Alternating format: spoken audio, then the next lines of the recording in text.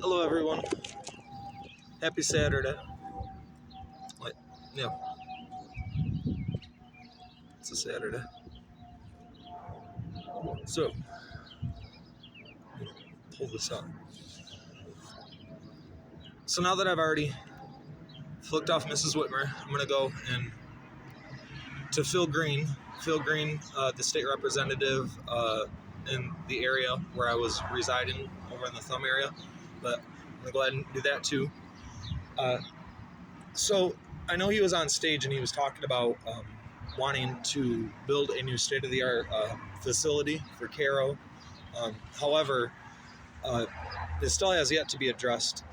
Somebody, under the guise of the state, had walked into a church, and somebody here in the state has yet to address it. The fact that they had went into a church and pulled somebody out on a Sunday service and forced medication upon an individual. And so with that being the case, that was a violation of freedom of religion. When it comes to perspective, I get that some people might have other perspectives, but when it comes to my perspective on it, that would be my perspective, is that the state walked in to a sermon and pulled somebody out against their will under the threat of the use of force and violence, and it has yet to be addressed. And I would say undoubtedly so, Mrs. Whitmer has proven that she would support such an action. So that being the case, I'm going to go ahead and read something that I do find very pertinent and also might help some people out. Any dedicated seeker of truth eventually stumbles on the incredibly symmetry and structure of mathematics, which is especially true in fractal geometry, involving the integrals 1 through 9. For a most basic example, just take a look at these 9 equations. 1 times 8 equals 9. 12 times 8 plus 2 equals 98. 123 times 8 plus 3 equals 987. 1, 2, 3, 4 times 8 plus 4 equals 9876. 1, 2, 3, 4, 5 times 8 plus 5 equals 98765.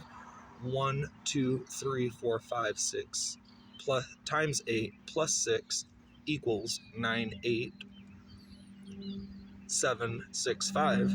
1, 2, 3, 4, 5, 6 times 8 plus 6 equals 987654. 1, 2, 3, 4, 5, 6 times 8 plus 7 equals 987653. 1, 2, 3, 4, 5, 6, 7, 8 times 8 plus 8 equals 98765432. 1, 2, 3, 4, 5, 6, 7, 8, 9 times 8 plus 9 equals 98765431. Amazing, isn't it?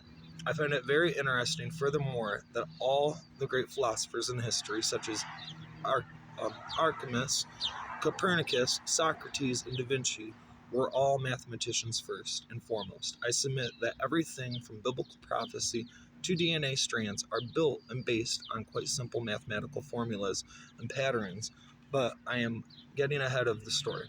The understanding of the role of mathematics is in itself one of the 9 hidden veils.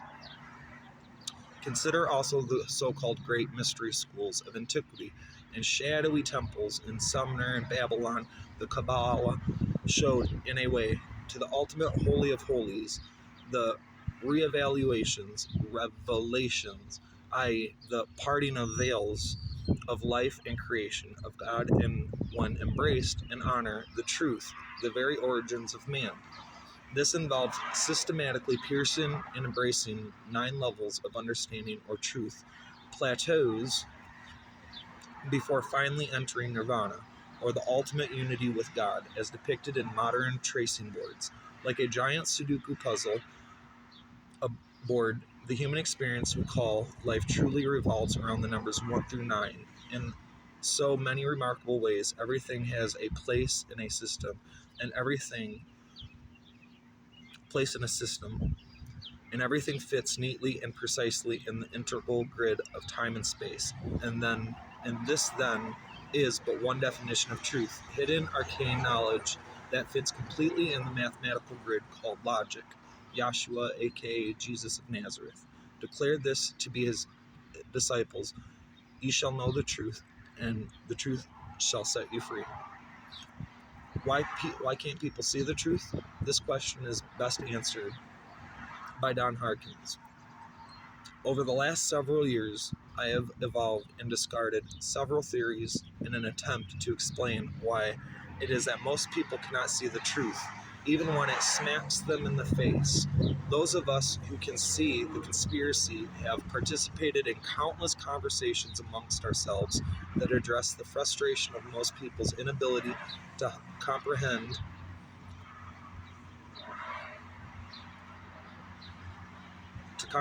the extremely well-documented arguments which we use to describe the processes of our collective enslavement and exploitation.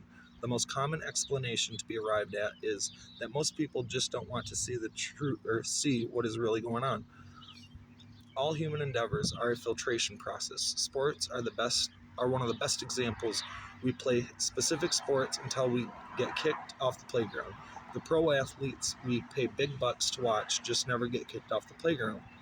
Where millions of kids play the Little League each spring, they are filtered out until there are about 50 guys who go to the World Series in October. Behind the first veil, there are over 6 million people on the planet. Most of them live and die without having seriously contemplated anything other than what it takes to keep their lives together. 90% of all humanity will live and die without having pierced the first veil. Indeed, it can be said that less than 1% of the world's 6 billion humans have ever pierced all 9 veils. It would appear that even a smaller minority is shrinking. In order to keep the virtual pasture green, the global elite also successfully bribe many who have pierced multiple veils in order to discredit others who may be approaching the truth in many areas. I call this simply intellectual prostitution, selling the birthright of universal truth for a worthless mess of porridge. The glitz, wealth, fame, and social status. Social elevation have seduced many a gifted intellectual. With full credit given Don Harkins, here now are the newly updated 9 veils. First veil. 10% of us will pierce the first veil and find the world of politics. We will vote, become active, develop an opinion. Our opinions will be shaped by the physical world around us. We'll have been conditioned from our days in public education to accept that government officials, network media personalities, and other experts are the primary voices of authority. 90% of the people in this group will live and die without having pierced the third veil. The second veil. 10% of us will also pierce the second veil to explore the world of history, the relationship between man and government, and the meaning of self-government through the constitutional and common law. 90% of the people in this group will live and die without having pierced the third veil. The third veil. 10% of us, or 10% of those who pierce the second veil will eventually pierce the third veil to conclusively find that the resources of the world, including people, are controlled by extremely wealthy and powerful families. Those incorporated old world assets have, with the modern extortion strategies, become the foundation upon which the entire world's economy is currently indebted. 90% of the people in this group will live and die without having pierced the fourth veil. The fourth veil. 10% will then pierce the fourth veil to discover the Illuminati, Freemasonry, and other secret societies.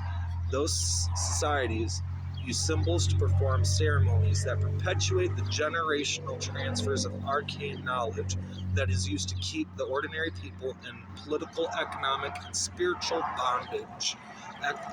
to the oldest bloodlines on Earth. 90% of the people in this group will live and die without having pierced the fifth veil. The fifth veil, 10% will progress to pierce the fifth veil to learn that the secret societies are so far advanced technologically that time travel and even interstellar communications have no boundaries, and controlling the very thoughts and the very actions of people is what their members do so offhandedly as we tell our children they must go to bed. As in the days of Noah, this technology is even creating synthetic life forms as man seeks to displace God. 90% of the people in this group will live and die without having pierced the sixth veil. The sixth veil, 10% will progress and pierce the sixth veil, where we learn that the dragons, the lizards, and the aliens we thought were fictional monsters of childhood literature are real indeed, and are in reality the actual controlling forces behind the secret societies uncovered in the fourth veil. 90% of the people in this group will live and die without piercing the seventh veil. The seventh veil, 10% will progress to pierce the seventh veil, where the incredible world of fractal geometry and the universal laws of numbers will be fully understood and embraced. The creative force of the entire universe will be shown to be linked in numerical code, formulas, and sequences, and all mysteries, including the very fabric of time and space, parallel universes, and the access therein is unlocked. Those intellectuals allow them to pierce the seventh veil often succumb to the lure and promises of massive wealth offered by the ruling elite, and thus over 90% of the people in this group will live and die without piercing the eighth veil. The eighth veil. Piercing the eighth veil reveals God and the pure energy known as love. That is the pure life force in all living things, which are one and the same. Deep-seated humility is needed in order to ever pierce this veil. The ninth veil. Piercing the ninth veil means perfecting the pure energy known as love, and then thereby becoming truly one with God and his formulations. By perfecting this pure energy, one then fully embraces charity and therein gains full understanding of the universal plan of sacrifice, death, and redemption. Life itself then becomes complete, and one truly comes full circle and looks at the world through the eyes of an innocent child, yet with the deepest wisdom born of pure love. From the eighth veil, consider this. If this theory is correct, there are only about 60,000 people on the planet who have successfully pierced the sixth veil. The irony here is too incredible. Those who are stuck behind veils 1 through 5 have little choice but to view the people who have pierced the veils beyond them as dangerously insane. With each veil pierced exponentially shrinking, numbers of increasingly enlightened people are deemed insane by exceptionally increasingly masses of decreasingly enlightened people.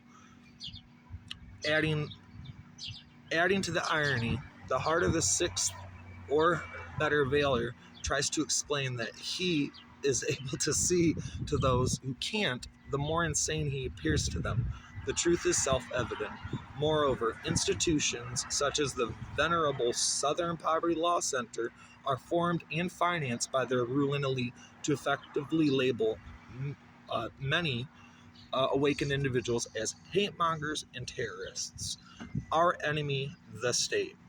Behind the first two veils, we find that the great majority of people on the planet, they are tools of the state. Second veilers are the gullible voters whose ignorance justifies the actions of politicians who send untold millions of first veilers off to die in foreign lands as cannon fodder.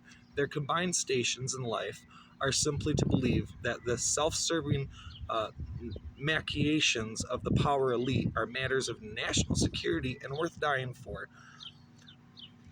Third, fourth, and fifth and sixth veilers are of increasing liability to the state because of their decreasing ability to be used as tools to consolidate power and wealth of the many into the hands of the powerful few. It is common also for those people to sacrifice more of their relationships with friends and family, their professional careers, and personal freedom in each veil they pierce. Our enemy, the state, in 1935 explained what happens to those who find and embrace the final two veils. What is best is that the state could find to do with an actual Socrates or an actual Jesus when it had them, merely to poison one and crucify the other. No other reason than that they were too intolerably embarrassing to be allowed to live any longer. The purpose of this essay is threefold: to help a handful of people in the later veils to understand why the masses have little choice but to interpret the clarity of insanity, to help people behind the first two veils understand that living, breathing, and thinking are just the beginning, and three, show people that the greatest adventure of our life is behind the next veil, because that is just one veil less between ourselves and God. I would say the highest vibration.